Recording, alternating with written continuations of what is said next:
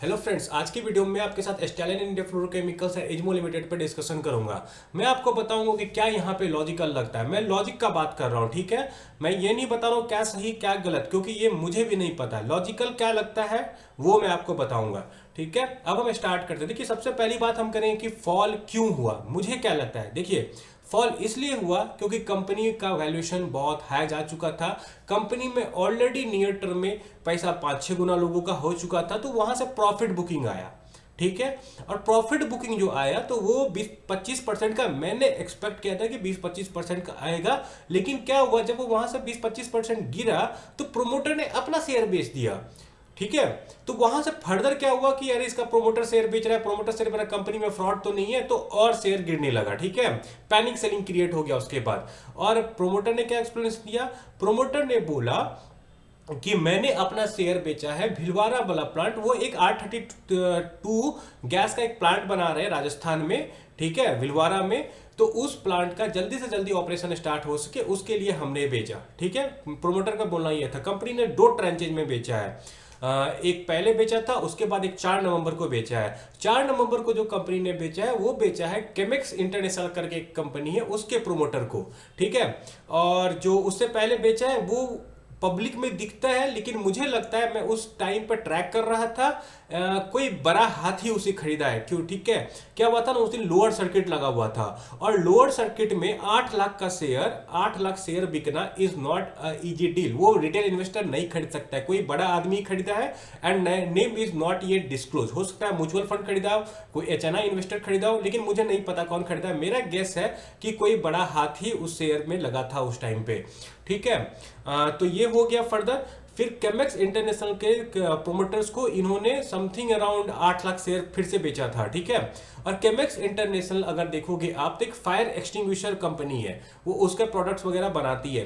तो Chemex international stallion का एक क्लाइंट हो सकता है, तो मे बी सब इनके बीच में बात हुआ हो and they would have bought it, ठीक है। और मेरा क्या डाउट है कि प्रोमोटर ने 2 ट्रांचेज में शेयर बेचा है, तो क्या दोनों ट्रांच में जो शेयर बेचा है प्रोमोटर ने, क्या दोनों ट्रांच का पैसा लगा है कंपनी के ग्रोथ में? I am not 100% clear. Company ने, प्रोमोटर ने ये बोला कि मैंने शेयर बेचा है, ठीक है, और उसे लगाया है कंपनी के ग्रोथ में, भिलवाड़ा वाला प्लांट में, लेकिन आई एम नॉट क्लियर कि दोनों लगाया है कि एक लगाया। तो ये, और मुझे लगता है अगर मैं क्लियर नहीं हूं तो बहुत लोग क्लियर नहीं होंगे। मोस्ट लाइकली वो कॉन कॉल वगैरह में पूछेंगे ये सवाल मैनेजमेंट से कि क्या हुआ है। एटलीस्ट अगर मुझे मौका मिलेगा और कोई और नहीं पूछा होगा तो मैं पूछूंगा, ठीक है। तो ये रहा मेरा टेक, मतलब प्राइस क्यों नीचे जा रहा है। First thing over valuation, second thing promoter selling created panic, जिसकी वजह से प्राइस नीचे गया। तो क्या उससे बिजनेस का फंडामेंटल खराब हो गया? नहीं। बहुत जगह आप सुन रहे हो कि R32 का प्राइस बढ़ रहा है, प्राइस बढ़ रहा है। मैं आपको बता रहा हूं R32 का प्राइस बहुत दिनों से बढ़ रहा है। अगर कंपनी उसके लिए हेजिंग करती है तो ऐसा नहीं है कि इससे बहुत ज्यादा मार्जिन कंपनी का खराब होगा, पर company know how to deal with it. Company के मैनेजमेंट का बोलना यही था। मैं ट्विटर पे ऐसे पोस्ट कंटिन्यूसली डालता रहता हूं, तो आप देख सकते हो, और मुझे ट्विटर पे फॉलो कर लीजिए। और हाँ, मैं वीकली 2 कंपनी पे डीप डाइव एनालिसिस लाऊंगा और फर्दर ये छोटे मोटे अपडेट वीडियो में बनाता रहूंगा, वीकली डेली बनाता रहूंगा। तो आप मेरे चैनल को सब्सक्राइब कर लीजिए अगर आपको ऐसा ही और क्वालिटी कंटेंट चाहिए तो, ठीक है। अब हम वापस आते हैं कि यहां पे करे क्या। सबसे पहली बात, क्या कंपनी का फंडामेंटल्स खराब हो गया? नहीं हुआ है। कंपनी आज के टाइम पे 34 के पी पे है, कंपनी कर्ज मुक्त है। एंड तो करे क्या? देखिए, मेरे हिसाब से आज के टाइम पे बेस्ट है कुछ ना करो, छोड़ दो, ठीक है। कभी कभी ऐसा करना पड़ता है। अभी जो कंपनी जिस स्टेज में है, कंपनी में लोअर सर्किट अपर सर्किट लगता ही रहेगा, क्योंकि ये देखिए यहां पे कितना ज्यादा वॉल्यूम हुआ करता था। आज के टाइम पे वॉल्यूम नहीं है, क्योंकि ये 5% के सर्किट पे है। कुछ दिन तक ऐसे ही करता रहेगा थोड़ा सा, फिर उसके बाद सर्किट खुलना शुरू होगा, तब based on business performance share price का डायरेक्शन डिसाइड होगा, ठीक है, कि शेयर प्राइस ऊपर जाएगा कि नहीं जाएगा। तो तब तक हमें वेट करना पड़ेगा। वेट किस चीज का करना पड़ेगा? देखिए, Q3 रिजल्ट का। Q3 का रिजल्ट जब होगा तो उसके बाद कौन कॉल आएगा। मैं ऑलरेडी बहुत सारा वीडियो बनाया, मैंने बोला हुआ है कि Q3 का रिजल्ट उतना फारू नहीं आएगा, 30-35% का ग्रोथ मैक्स टू मैक्स, ठीक है। लेकिन Q4 के रिजल्ट में हम कुछ अच्छा एक्सपेक्ट कर सकते हैं। क्यों? क्योंकि उस वक्त खालापुर वाला भी प्लांट एक्टिव रहेगा और मोमबत्तू वाला प्लांट भी एक्टिव रहेगा। मैनेजमेंट ने बोला है कि भाई दिसंबर और जनवरी हम वो दोनों प्लांट एक्टिव कर देंगे। तो वी नीड टू ट्रैक कैसा हो रहा है कि नहीं हो रहा है। अगर नहीं हो रहा है तो इट्स अ रेड फ्लैग, ठीक है। अगर हो रहा है तो मैनेजमेंट जो बोल रही है वो कर रही है। तो उस हिसाब से Q4 में कंपनी का रिजल्ट अच्छा खासा जंप होगा, then it will be a positive flag for us, right. तो then we can take decision of adding. अगर मैनेजमेंट डिलीवर नहीं करती है, we can take decision of cutting our position. बस आज के टाइम पे मुझे लॉजिकली कुछ ऐसा नहीं मिल रहा है जिससे मैं शेयर खरीदूं या बेचूं, ठीक है। In short nothing at a moment, I need more clarity to take any decision. अब मैं आपको एक चीज दिखाता हूं। कंपनी जो है आज के टाइम पे टोटली डेट फ्री है, कंपनी पर ठीक ठाक रिजर्व्स वगैरह है। देन कंपनी का प्रोमोटर होल्डिंग आप देखोगे तो 67.90% का प्रोमोटर के पास है, 3% बेचा है तो भी 65% बचता है प्रोमोटर के पास।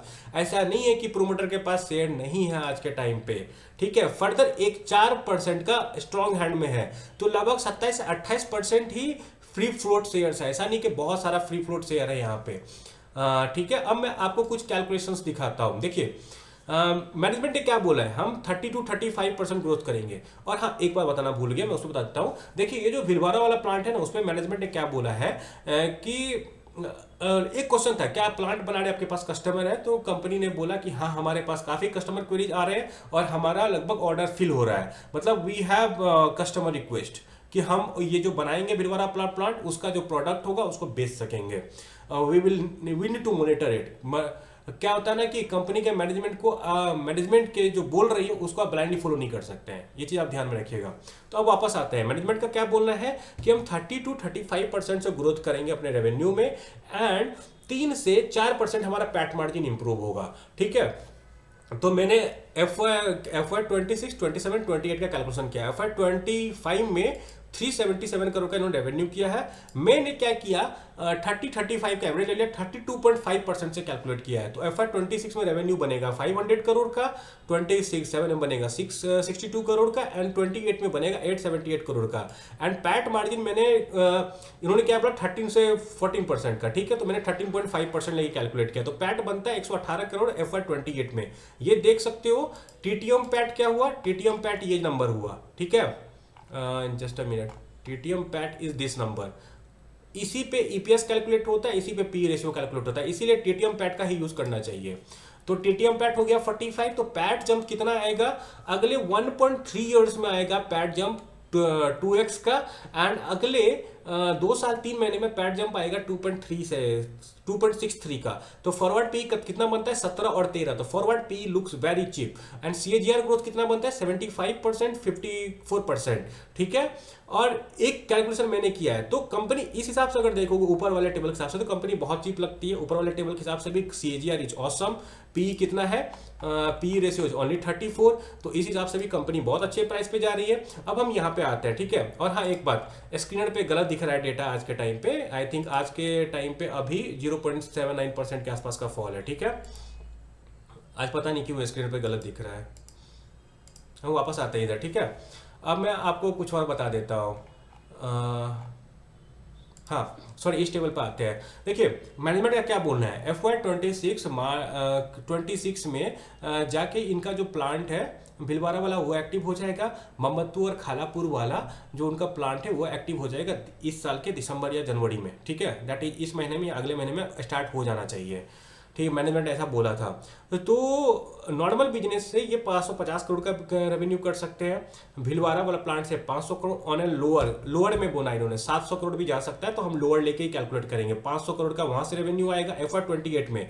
क्यों, क्योंकि FY 27 में ये सारे प्लांट एक्टिव हो जाएंगे, तो 28 में फुल पोटेंशियल पे चलेगा। तो मैं उस हिसाब से कैलकुलेट किया हूँ। तो ये हो गया, मोहम्मदपुर वाला प्लांट 100 करोड़ का रेवेन्यू देगा, खालापुर वाला 100 करोड़ का देगा।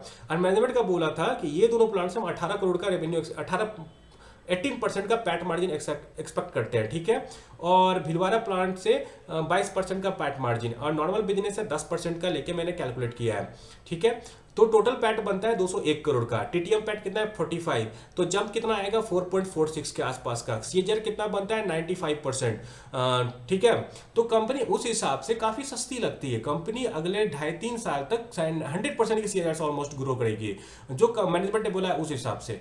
तो कंपनी लुक्रेटिव लगती है उस हिसाब से। अब मैं फाइनल टेक दूंगा। देखिए आज के टाइम पे I am in no decision mode, I am just waiting and watching. क्योंकि क्या होगा ना, मान लीजिए मुझे ऐसा लगता है कि Q3 तक शायद ये शेयर में बस इधर उधर होता रहेगा। Q3 के रिजल्ट जब आएगा उसके बाद कुछ डिसीजन होगा।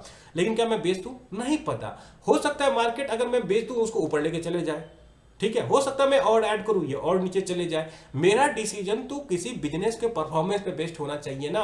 मेरा शेयर प्राइस के हिसाब से बिजनेस डिसीजन नहीं होना चाहिए शेयर खरीदने का और बेचने का। ये मेरा टेक है। ठीक है, we need to wait, I need to wait. आप अपना डिसीजन खुद लेंगे। I will be waiting for result and for con calls, then only I will take decision. आप अपना डिसीजन अपने हिसाब से ले लो, अपने फाइनेंशियल एनालिसिस से कंसल्ट करके। अब हम इज्मो पे आते हैं। देखिए, मुझे वैसे लगता नहीं कि आज के दिन पे इज्मो पे किसी को सवाल होगा, ठीक है, क्योंकि आज कंपनी में अपर सर्किट लगा है, तो आज किसी को कोई डाउट नहीं होगा इज्मो पे। डाउट कल परसों जब नीचे जा रही थी कंपनी तब होंगे, ठीक है। अब हम आते हैं इज्मो के बारे में बात करते हैं। क्या इज्मो बिजनेस खराब है? नहीं है। उनका जो ऑटो इमेजरी वाला बिजनेस सब है, ऑटो सेक्शन वाला, वो बोल रहे हैं 20-25% से ग्रो करेंगे। उनका जो सेमीकंडक्टर वाला बिजनेस है, उनके पास 25 करोड़ का ऑर्डर था, 50 करोड़ का ऑर्डर वो Q2 में उनके पास 25 करोड़ का था, Q3 में उनके पास 50 करोड़ का हो गया। सॉरी, उल्टा बोल रहा हूँ मैं, Q1 में 20 करोड़ का था, अब जाके उनके पास 50 करोड़ का ऑर्डर है, ठीक है। तो डबल कर लिया उन्होंने ऑर्डर एक क्वार्टर में, which is a very positive flag, right. और वो क्या बोल रहे हैं, हमको कैपेक्स करना है, और जो कैपेक्स करेंगे उससे हम एक्सपेक्ट करते हैं 1000 करोड़ का रेवेन्यू, 1000 करोड़ का, ठीक है।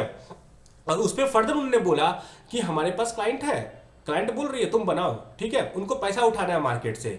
अब प्रॉब्लम क्या है यहाँ पे, ये देखिए, कंपनी जो है ना पैसा उठाएगी, तो कंपनी कौन से मीडियम से उठा सकती है? प्रीफरेंशियल से, QIP से एंड राइट इशू से। तो I think market is waiting कि किस प्राइस पे उठाएंगे।